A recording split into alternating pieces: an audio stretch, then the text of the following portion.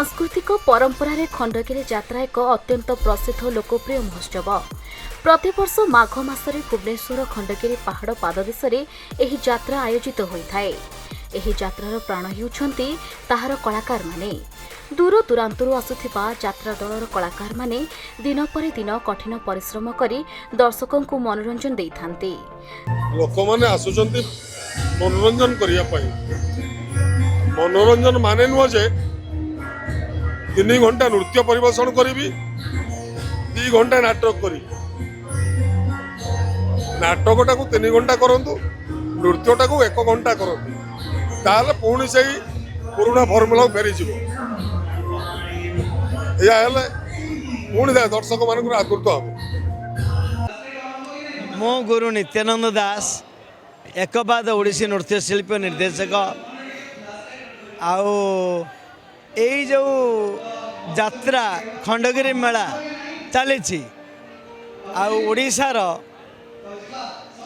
यात्रा जगत पाई आमर दर्शक माने केते माने हृदय खोला आग्रह से सब को लेकिन कथा आसतु आपण मैंने यात्रा विषय किसी जानिबा यात्रा कौन होउची कोड जाउची देखिबा। तो मोर नमस्कार सब माने जय जगन्नाथ आउ मु होची आपण मानकर प्रिय सिंगर चुमकी पंडा मु चाहूची आज आमर खंडगिरी द्वितीय राति नाटक होची एई बोधे शेष देखा। बहुत सुंदर सुंदर मेलोडी बहुत सुंदर सुंदर रेकर्ड डांस आ बहुत सुंदर सुंदर नाटक मध्य नाटक गीत नृत्य सलाप माध्यम से सामाजिक संदेश सह मनोरंजन को एकात्म करती। अनेक कलाकार जीवन संघर्ष रे भरी थाए। छोट गाँव आसीथिबा एही कलाकार माने कला को जीवन आधार करी आगु को बढ़ंती। यात्रा मंच ही सेमानकर स्वप्न सफलता और परिचय।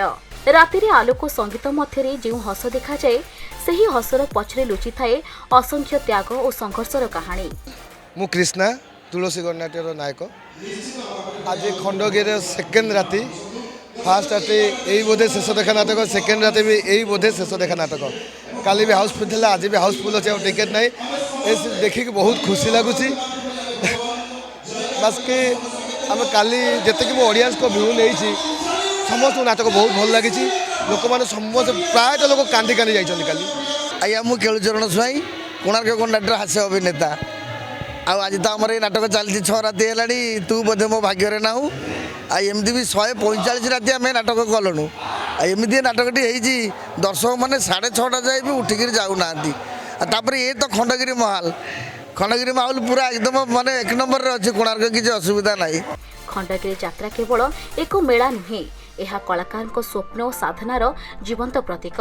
नमस्कार जय जगन्नाथ मैं ओम कुमार कोणार्क गणनाट्य में गाना गाता हूँ काम करता हूँ और खंडगिरी में यात्रा पड़ा है। बहुत ही अच्छा माहौल है सभी दर्शक हमारी यात्रा देखने आ रहे हैं। कोणार्क गणनाट्य 6 दिन तक पूरा हाउसफुल रहा तो बहुत बहुत thank you.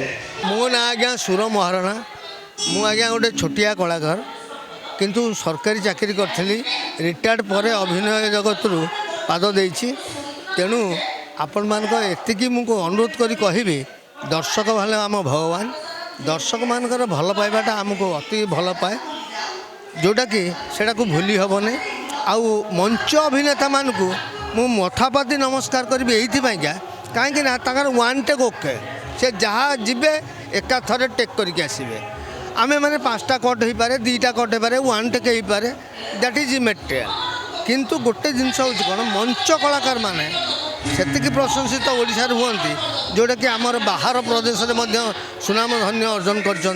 Bhubaneswar Krishnachandra Nayak report खबर ओडिशा।